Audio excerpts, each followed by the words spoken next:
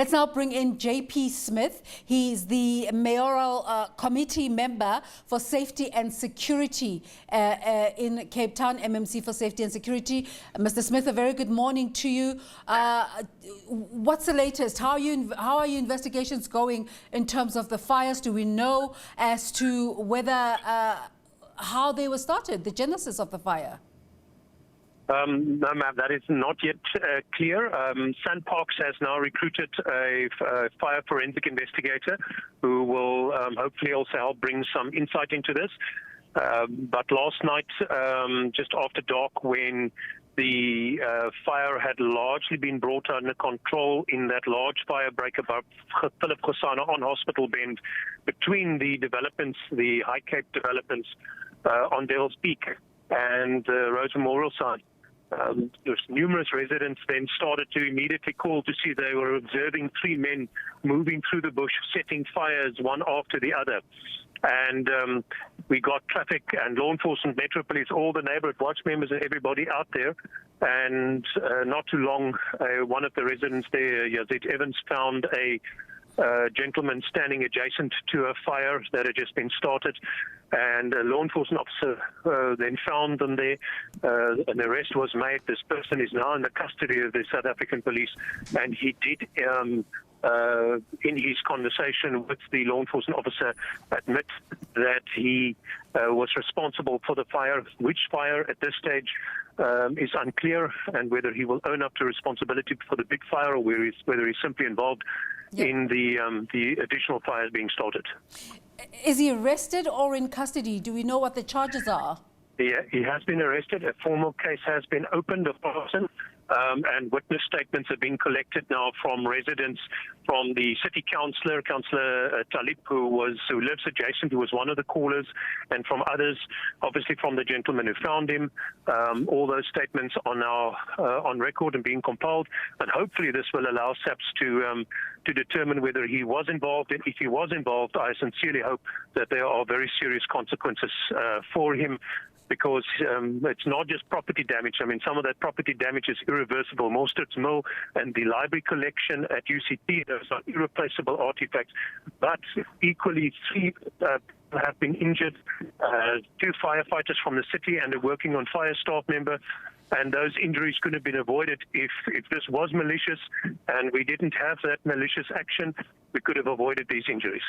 I actually wanted to say to you, you're correct. The law has to take its course, but after such devastating damages, destruction to property, how do you even start to evaluate the actual cost of the damages? I think the word is bibliophile. I love books, and I have a lot of books at home. I watched those library staff last night standing in front of those of that burning building, watching the pages being borne out of the wind. They were so a horrible sight to see that precious books collection burning at the African Studies there. That was very, very sad. Some of those artifacts are 100 years or older and are just irreplaceable. Mercifully, it does look like sections of the library were spared because of fire safety equipment there, roller doors that shut when the fire started and stuff. So the damage was minimized, but still incredibly valuable assets lost. Mostert Mill is irreplaceable, a beloved artifact of the city. So with cities this morning, the mayor is on site. He's walking with the executive and they are looking at the situation, and I'm hoping that the city and province and national government will be able to help restore some of what has been harmed. Just give us a sense of the work going forward now in terms of the safety and security work around the fires. Well, 250 firefighters are currently on scene. There are new staff coming on duty now. So remember that the firefighters that are on the mountain were there since yesterday morning. Already they are exhausted and tired and windblown. The wind is ferocious. Even just 5 minutes outside there and your eyes are keen and red. So that it's a really painful experience. And the wind is incredibly strong this morning. It is a really bad wind day, and against the side of the mountain that is much amplified. Helicopters at this stage will not be a possibility in this wind. So we're waiting to see if the wind is going to permit any deployment of aerial fire, because there's such valuable assets and fire around.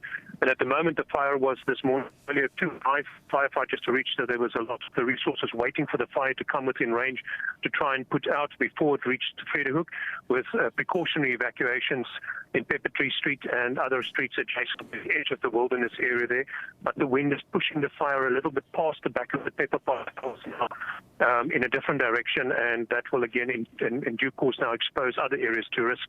So it's very much now to try and head off the fire as best we can and see which direction the wind is fanning it. Thank you so much for bringing in that point about the helicopters, because we were speaking to our colleague Vanessa earlier, and she was saying that there are no helicopters in sight, so there's a reason for that. Yes, ma'am. The wind is way too strong to allow those helicopters at the moment to operate safely. You're going to cause a major accident, and the smoke is so thick that it's almost impossible for the choppers, even if they're airborne, to see what they're doing. Thank you so much. And of course, that confirmation that there has been an arrest in connection with the fires. JP Smith, we hope to speak to you again later on for an update, but thank you so much for making the time. Okay, thanks.